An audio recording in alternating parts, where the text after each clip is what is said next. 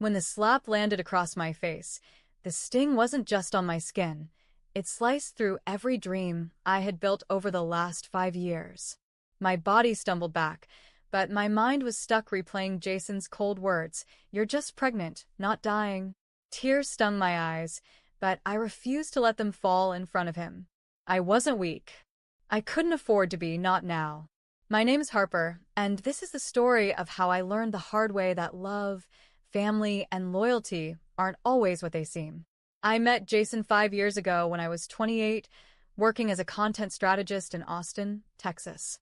At 33, he was a promising property developer, confident, smooth-talking, and attentive. Our whirlwind romance led to what I thought was the perfect marriage. We had a cozy home, a comfortable life, and dreams of building a future together. For the first few years, everything seemed to fit perfectly until his family came between us. Jason's 30-year-old sister, Sophia, worked as a wedding planner, and his mother, Diana, was a widow who held an overwhelming influence over him. At first, I admired their closeness, but it wasn't long before I saw the cracks. Diana would often criticize me in subtle, backhanded ways, and Sophia followed suit. Jason always brushed off my concerns, leaving me to silently endure the insults. But the true nightmare began when I became pregnant. The complications hit early: dizziness, exhaustion, and eventually blurred vision that made simple tasks difficult. I needed Jason's support, but instead, he became distant, spending most of his time at his mother's house, or helping Sophia plan her wedding. I was 8 months pregnant, and the wedding was just days away when everything spiraled out of control. The night before Jason was scheduled to leave for New York for Sophia's wedding, I logged into our joint bank account to pay some hospital bills. My heart stopped when I saw the balance. Almost everything was gone. Panic surged through me as I scrolled through the transactions. Tens of thousands of dollars had been withdrawn, leaving us with just a few hundred to our name. I stormed into the living room, where Jason sat on the couch scrolling through his phone. "Jason," I said, trying to keep my voice steady, "where's all our money?" He didn't even look up. "I used it for Sophia's wedding," he replied, as if it were the most normal thing in the world. My hands trembled. "That money was for the hospital bills for the baby. How could you do this to us?" Jason finally glanced up, his expression cold. "Stop overreacting, Harper. The wedding is important. You'll figure out the bills." His indifference left me breathless. "I'm 8 months pregnant. I can barely afford the medical care I need, and you expect me to just figure it out?" "Yes," he said, standing up. "You always make everything about you." Before I could respond, his hand lashed out, the slap hitting me hard enough to make me stumble backward. My hand flew to my burning cheek as tears welled in my eyes. I stood there, frozen, as he gathered his things. Diana and Sophia stood by the door, ready to leave for the airport. Sophia smirked. "Don't be so dramatic, Harper," she said, her voice dripping with condescension. Jason didn't even glance back as he followed them out the door, leaving me standing there, alone and shaking. The sound of the door slamming echoed through the house, leaving an eerie silence in its wake. My hands trembled as I clutched my stomach, feeling the small but steady kicks of my unborn twins. Yes, twins. Jason didn't even know because I hadn't told him yet. What was the point now? He had drained our savings, slapped me, and abandoned me when I needed him the most. I tried to breathe steadily, but my thoughts raced as I checked the empty bank account again, hoping it was some mistake. It wasn't. The money was gone, stolen for a wedding I hadn't even been invited to. My rent was due in 2 weeks, the hospital bills were piling up, and I had no way to pay for any of it. Tears streamed down my face as reality crashed over me. I was on my own. My hands were shaking as I dialed Jason's number, not because I expected him to pick up, but because I was desperate. It went straight to voicemail. I tried Diana next, then Sophia. No answer. I was completely cut off. My breath hitched, and a wave of panic set in. The stress overwhelmed me until a sharp pain suddenly shot through my abdomen. I doubled over, clutching the arm of the couch as the pain intensified. I told myself it was just stress, but when I felt the warm trickle of fluid down my leg, dread filled my chest. My water had broken. I wasn't ready. The babies weren't due for another 5 weeks. My heart raced as I frantically grabbed my phone and dialed the only person I could trust, my best friend, Rachel. She picked up on the third ring, her groggy voice immediately switching to alarm when she heard me gasping for air. "Harper, what's wrong?" "I think I'm in labor," I choked out, tears streaming down my face. "Stay where you are." "I'm coming right now," she said without hesitation. By the time Rachel arrived, I was on the floor, gripping my stomach in agony. She rushed to help me to my feet and guided me to her car. The drive to the hospital was a blur of pain, fear, and exhaustion. The last thing I remembered was Rachel holding my hand and whispering, "You're not alone, Harper. You're going to be okay." When I woke up, the sterile smell of the hospital filled my senses, and the soft beeping of monitors was the only sound in the room. My body felt heavy, but the excruciating pain was gone.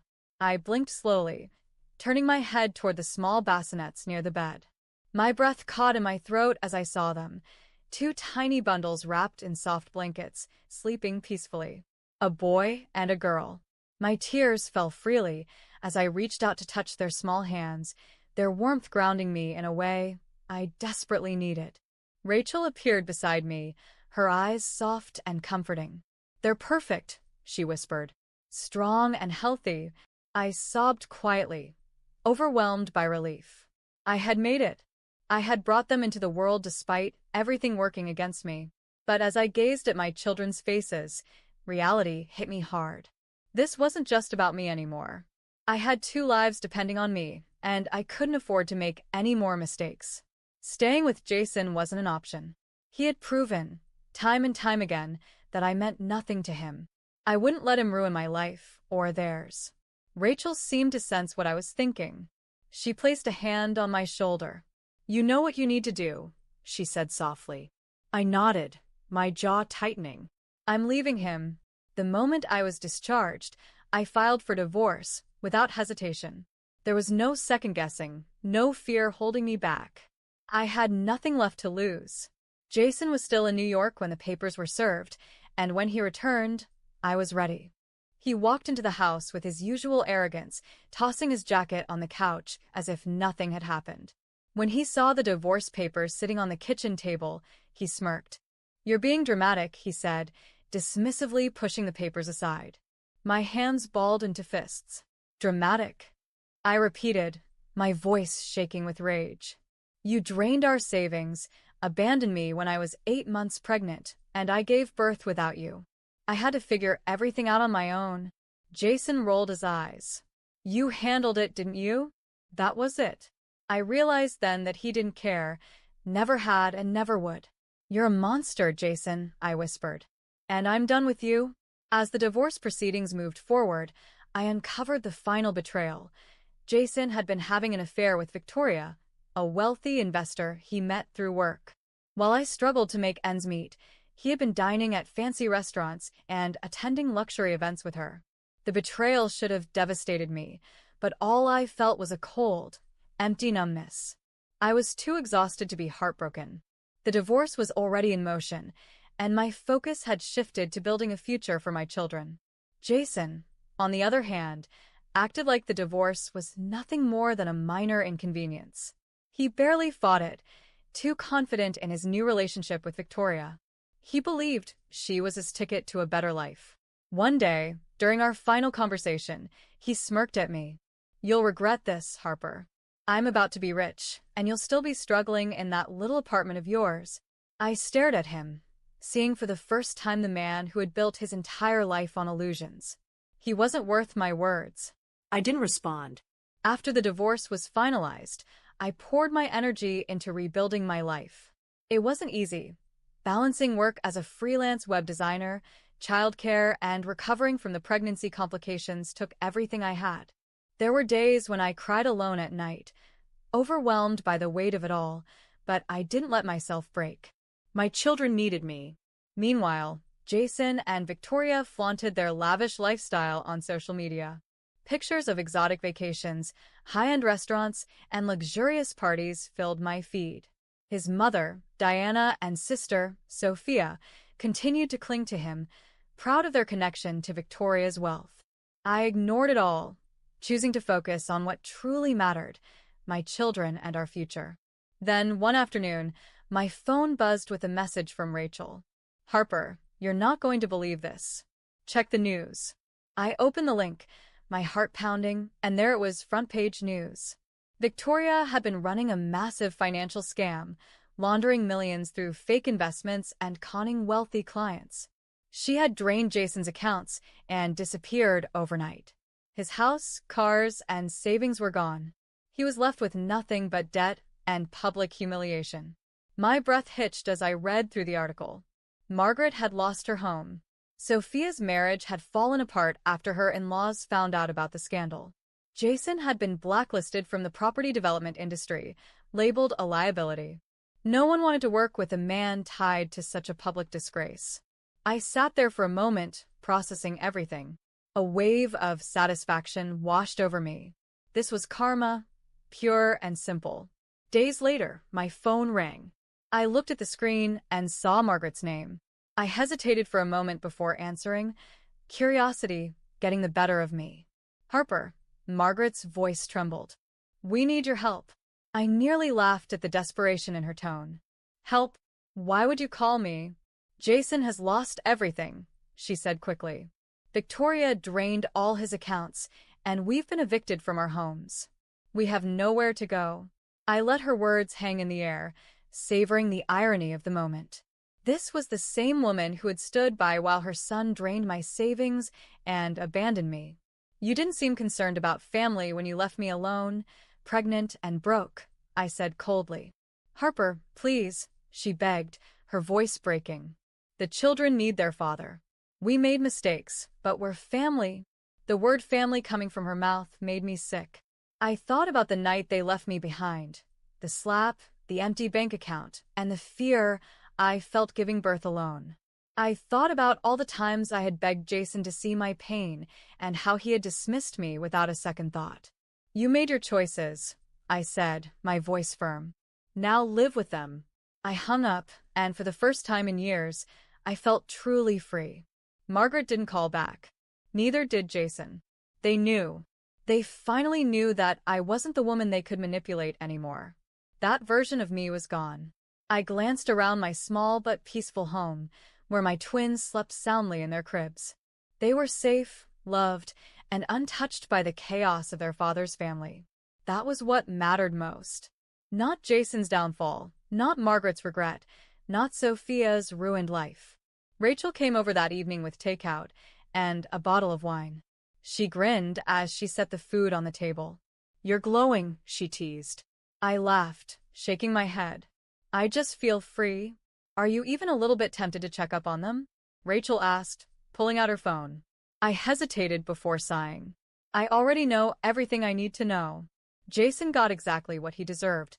"Still," she smirked, sliding her phone across the table. "You might want to see this." Curiosity got the better of me, and I glanced at the screen. It was a picture of Jason, unshaven, slumped on a park bench, looking utterly defeated. The headline above the photo read, "Former real estate developer Jason Caldwell bankrupted by millionaire scammer." I skimmed through the article. His home had been repossessed, his car taken, and his accounts emptied. He was in debt, blacklisted from the industry, and living off favors from anyone willing to help. I set the phone down, shaking my head. "It's poetic, really." "How so?" Rachel asked, resting her chin on her hand. "He left me because he thought he could do better," I said simply. "Turns out, he was just another pawn in someone else's game. The way he used me, Victoria used him." Rachel raised an eyebrow. "And if he came crawling back, begging for forgiveness?" I let out a slow, amused laugh. "Not in a million years. Life wasn't perfect, but it was finally mine. I rebuilt everything from the ground up, pouring my energy into creating a future for myself and my twins. I found a better-paying job as a digital marketing consultant, which allowed me to move into a more comfortable apartment. My kids thrived, and I made sure they would never grow up feeling neglected or unloved. They were my strength, my motivation, and the reason I kept going on the days when life felt overwhelming. Some nights, I would lie awake, haunted by memories of that final night with Jason, the slap, the empty bank account, the loneliness. But those memories no longer held the same power over me. Instead, they were reminders of what I had survived and what I would never allow to happen again. Months passed, and I rarely thought about Jason or his family. But one day, nearly a year after Margaret's desperate phone call, my phone buzzed with an unknown number. For a moment, I debated ignoring it, but curiosity got the better of me. I answered. "Hello?" There was silence before a familiar voice whispered, "Harper." I closed my eyes, instantly recognizing Jason's voice. But this time, he didn't sound arrogant or dismissive. He sounded hollow, defeated. "I don't know where else to go," he murmured. "I have nothing, no home, no money, no family." I exhaled slowly, the weight of his words sinking in. He had lost everything, and yet I felt nothing. No sympathy, no anger, no satisfaction. Just emptiness. "I'm sorry," Jason continued, his voice cracking. "For everything." I shook my head, even though he couldn't see me. "I don't think you even understand what that means, Jason. Can we talk?" he asked, desperation creeping into his tone. "Just for a minute?" I smiled faintly, knowing exactly what I needed to say. "Jason, you're a stranger to me now. I don't owe you anything." And with that, I hung up the phone. No second chances, no forgiveness, just peace. I sat there for a long time, letting the weight of closure settle over me. For years, I had been trapped in a cycle of betrayal and pain, but now, I was free. Free to live, free to love, and free to give my children the life they deserved. Jason was nothing more than a lesson, a warning of what happens when you let someone else hold the pen to your story. But not anymore. I was the author now, and I was writing a future filled with strength, love, and hope. My past didn't define me. I had reclaimed my life, and it was only the beginning. If you enjoyed the story, don't forget to give it a like, share your thoughts in the comments, and subscribe to the channel for more captivating stories. Your support means the world to me. Thank you.